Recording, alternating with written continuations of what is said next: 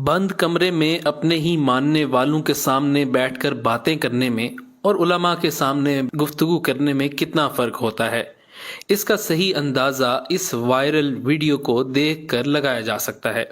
Engineer محمد علی مرزا، جن کو ہاں میں ہاں ملانے والے لوگوں کو اپنے سامنے بٹھا کر بات کرنے کی عادت ہے، جن کو یا تو اجازت ہی نہیں ہوتی کہ وہ اختلاف کر سکیں، یا جن کے پاس اختلاف کا حوصلہ نہیں ہوتا، یا پھر اتنا علم ہی نہیں ہوتا کہ وہ مرزا صاحب سے کوئی علمی اختلاف کر سکیں، ان کا شاید پہلی بار ٹکر کے آدمی مفتی فضل سبحان سے آمنا سامنا ہوا ہے۔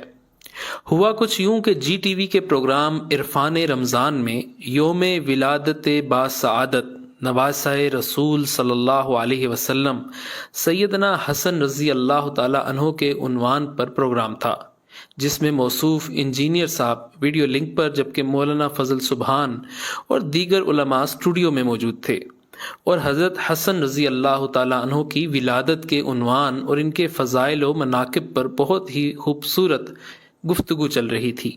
لیکن انجینئر صاحب ہوں اور منفی گفتگو نہ ہو، یہ کیسے ممکن ہے؟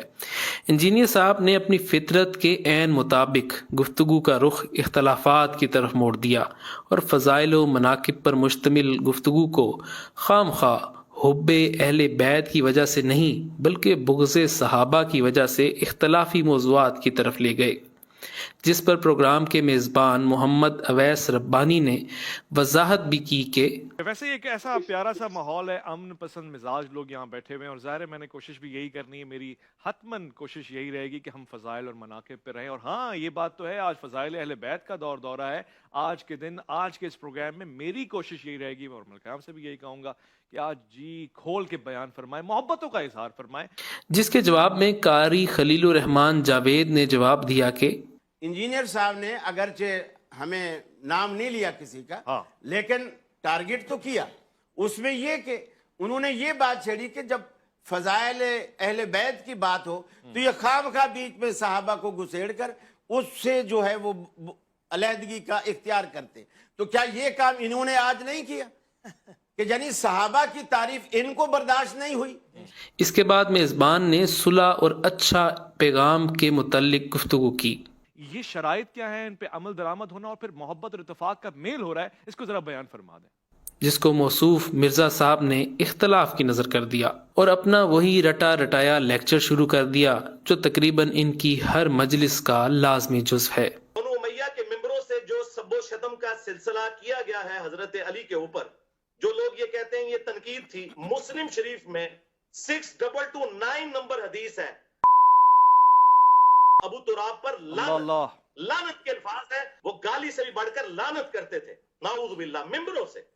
جب موصوف نے تمام حدیں پار کر لیں اور اس اتحاد کی فضا کو خراب کر دیا اور خواہ مخواہ موضوع کو اختلافات اور غیر مصدقہ اور من مانی تشریحات کا انبار لگا دیا، تو اب مفتی فضل سبحان نے اپنا حق ادا کرنے کا فیصلہ کیا اور ایسی گفتگو کی کہ سب اشش کر اٹھے۔ وہ گفتگو آپ بھی سنیں۔ ایک بچہ پیدا ہوا اور پیدا ہوتے ہی اس کی آنکھ میں سرخ کلر کا لینس لگا دیا گیا۔ اس بچے کو بھی پتہ نہیں تھا کہ میرے ساتھ یہ کہانی ہوئی ہے۔ اب وہ بچہ جب بڑا ہوا اس کو ہر چیز سرخ ہی سرخ نظر آنے لگی۔ لوگ اس کو کہہ رہے ہیں یہ ہری ہے، یہ پیلی ہے، یہ سفید ہے، یہ بلیک ہے، لیکن وہ ساری دنیا سے لڑنے لگا کہ ساری چیزیں سرخ ہیں۔ یہ جو پیراڈائم ہوتا ہے نا، نیگیٹو پرسیپشن، نیگیٹیویٹی، تو یہ جب ذہن میں آ جاتی ہے پھر آدمی ہمیشہ انتشار کی بات کرتا ہے۔ بنیادی طور پر ایک بات یہ ہے کہ یہ جو جملہ کہا جاتا ہے جی پوری حدیث بیان کی جائے، بعض لوگ تو حدیث بھی بیان نہیں کرتے، نمبر بتاتے ہیں، اور اگر پوری حدیث ہم یہاں بتائیں تو اس کے لیے اویس صاحب آپ کو چاہیے کہ مجھے 1 گھنٹہ دے، قاری صاحب کو 1 گھنٹہ دے، شاہ صاحب کو 1 گھنٹہ دے، پھر ہم پوری حدیثیں بیان کریں گے۔ ظاہر ہے جو مناسبت ہوتی ہے، ہم صحابہ کی بات کرتے ہیں تو برا لگ گیا، موضوع کیا ہے، بات کیا، یہاں پر بات کیا ہے اور اس سے irrelevant باتیں بیان کی جاتی ہیں۔ تو ایک بات تو یہ ہے، میں نے شروع میں عرض کیا کہ بھائی اہل بیت کی عظمت اور فضیلت کی جو ہم حدیث پڑھتے ہیں روایت کرنے والے صحابہ ہیں، صحابہ کی جب فضیلت بتاتے ہیں روایت کرنے والے اہل بیت ہیں۔ حضرت حسین رضی اللہ عنہ کے پاؤں سے مٹی حضرت ابو ہریرہ نے صاف نہیں کی، حضرت عمر رضی اللہ عنہ نے کیا ان کے وظیفے مقرر نہیں کیے؟ صدیق اکبر رضی اللہ عنہ کے گھر میں خود امی فاطمہ فرماتی ہے جب بھی میرے بیٹے نہ ملے تو وہ صدیق کے گھر میں ہوں گے۔ یہ ساری چیزیں ہمارے سامنے نہیں ہیں۔ دیکھیں حضرت علی رضی اللہ عنہ کے بارے میں آقا کا یہ فرمان بالکل بجا ہے کہ کچھ لوگ بغض علی میں اور کچھ حب علی میں دونوں گمراہ ہو جائیں گے۔ تو اگر کچھ لوگوں پہ بغض کا الزام لگایا جا رہا ہے تو دوسری طرف کچھ لوگ حب علی میں یا اہل بیت میں صحابہ کی وہ تنقیص نہیں کر رہے۔ یہ رسول اللہ صلی اللہ علیہ وسلم کی حدیث موجود نہیں ہے بخاری اور مسلم میں کہ لا تؤذوا اصحابی، میرے صحابہ کو تم اذیت نہ دو، اور تمہارا احد پہاڑ جتنا سونا خرچ کرنا اس کی دی ہوئی نصف مد یا کھجور کے برابر نہیں ہو سکتا۔ کیا یہ ترمذی میں نہیں ہے اللہ اللہ فی اصحابی، میرے صحابہ سے ڈرو، لا تتخذوہم غرضا، ان کو نشان تنقید اور ہدف نہ بناؤ۔ لوگ ان سے محبت کرتے ہیں میری وجہ سے، لوگ ان سے بغض کرتے ہیں میری وجہ سے۔ قرآن کریم میں یہ جو سورہ فتح کے آخری رکوع ہے، اشداء علی الکفار رحماء بینہم تراہم رکعا سجدا، آگے کیا ہے؟ کان کھول کر سنیں، یبتغون فضلا من اللہ ورضوانا، یہ قرآن سرٹیفائیڈ گارنٹیڈ بات نہیں کرتا۔ تراہم رکعا سجدا یہ گارنٹیڈ بات نہیں ہے۔ سیماہم فی وجوہہم من اثر السجود یہ گارنٹیڈ باتیں نہیں ہیں۔ تو کہنے کا مقصد یہ ہے کہ حضرت علی رضی اللہ عنہ، حضرت حسن اور حسین اہل بیت، ان کے فضائل ہمارے ممبروں سے بیان ہوتے ہیں۔ اب کوئی وہاں آتا ہی نہیں ہے اور اس کو سننے کے لیے تیار ہی نہیں ہے تو وہ ایک الگ بات ہے۔ عظمت صحابہ کی بات اگر کسی کو بری لگتی ہے تو یہ ڈنکے بجتے رہیں گے، اہل بیت کی محبت کے ڈنکے بھی بجیں گے، عظمت صحابہ کے ڈنکے بھی بجیں گے۔ وہ امیر معاویہ رضی اللہ عنہ کا نام لیا گیا، یہ میرے آقا کی لسان نبوت کی دعا نہیں ہے اللہم اجعلہ ہادیا مہدیا واہدی بھی۔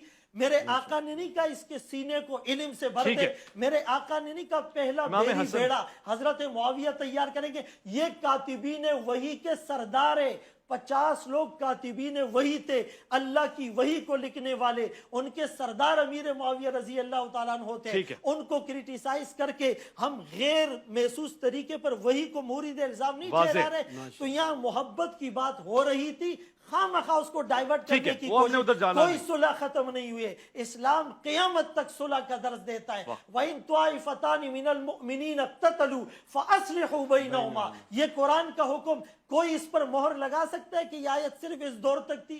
قرآن ویلڈ ہے اور قیامت کی سورج تک ویلڈ ہے۔ بہت خوب، بہت شکریہ مفتی فضل۔ یہاں یہ بات بھی قابل غور اور قابل توجہ ہے کہ موصوف جب بھی گفتگو کرتے ہیں ان کی گفتگو پیار، محبت، امن، رواداری اور اتحاد کے بجائے اختلاف، تفرقے اور بغض پر مبنی ہوتی ہے، جس سے لوگوں میں دوریاں پیدا ہو رہی ہیں، اختلافات بڑھ رہے ہیں اور نفرتیں پیدا ہو رہی ہیں۔ ٹیلی ویژن چینلز اور اینکرز کو بھی سوچنا چاہیے کہ ایک ایسے شخص کو اپنا مہمان بنا کر کیا آپ کوئی مثبت کام کر رہے ہیں یا بلا واسطہ طور پر تفرقے، اختلاف اور بغض کو ہوا دے رہے ہیں۔